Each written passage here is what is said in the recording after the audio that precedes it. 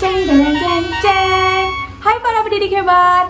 Pernah nggak sih kalian merasa bahwa materi yang sudah kalian susun, soal-soal yang sudah kalian buat sudah betul, sudah baik, tapi saat di kelas kalian melihat para siswa merasa kebingungan, melihat para siswa tidak tahu harus melakukan apa? Mungkin ketika hal tersebut terjadi bukan salah pada materi kalian, tetapi pada panduan pembelajaran. Oleh karena itu, pada video kali ini, aku Nurul Adila Salasa, mahasiswa program Kurikulum dan Teknologi Pendidikan Universitas Negeri Semarang, akan membahas mengenai Lembar Kerja Peserta Didik atau LKPD. Pada video kali ini, aku akan membahas definisi LKPD, komponen-komponen wajib LKPD, serta tips and trik untuk membuat LKPD agar membuat siswa terus semangat belajar. Jadi, yuk simak bersama. LKPD. Sebenarnya apa sih teman-teman LKPD itu? Tapi sebelum itu, disclaimer dulu nih, jangan samain LKPD kayak kumpulan-kumpulan soal yang isinya tuh cuman soal ABC. Itu beda banget ya teman-teman. Jadi LKPD menurut Pak Prastowo merupakan kumpulan-kumpulan soal yang sudah dikemas secara sedemikian rupa agar peserta didik itu mampu untuk memahami materi secara mandiri, di mana hal tersebut sangat amat relevan dengan kurikulum sekarang, di mana guru itu hanya sebagai fasilitator, bukan sebagai pemandu pembelajaran. Nah, di dalam LKPD itu terdapat kumpulan-kumpulan soal, baik secara teoritis maupun secara praktis. Begitu teman-teman. Jadi, definisi LKPD adalah kumpulan-kumpulan materi serta soal pembelajaran yang sudah dikemas supaya peserta didik mampu untuk mempelajari materi secara mandiri.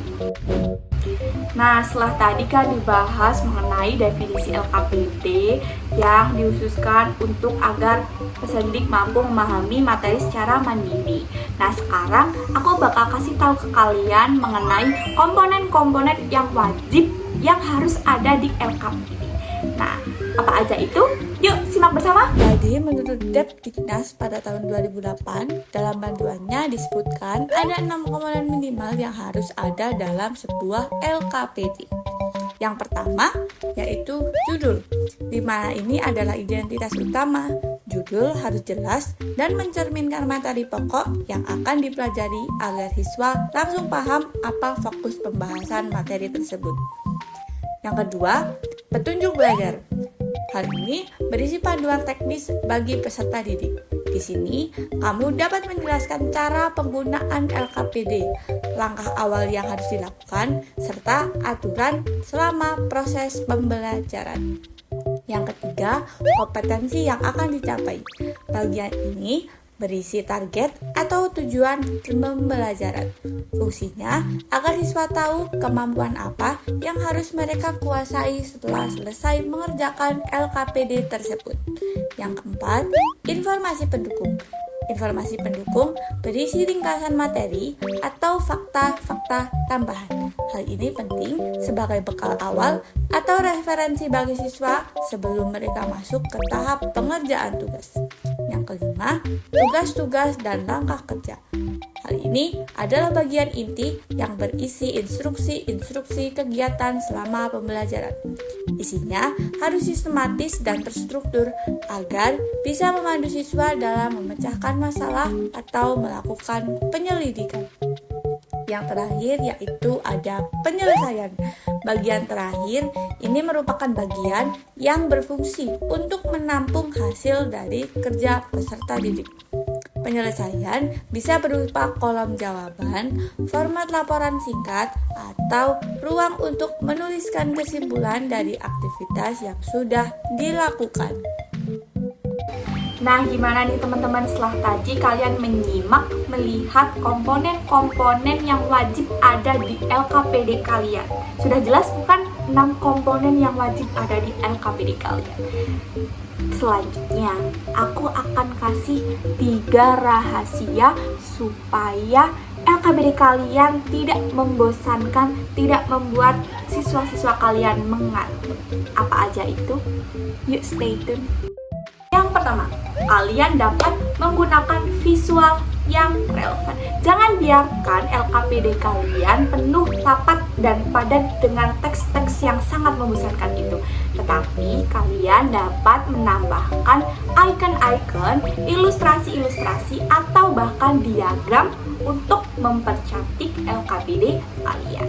Tetapi selain untuk mempercantik LKPD, visual-visual tersebut harus dapat mampu membantu siswa untuk menelan instruksi secara lebih cepat.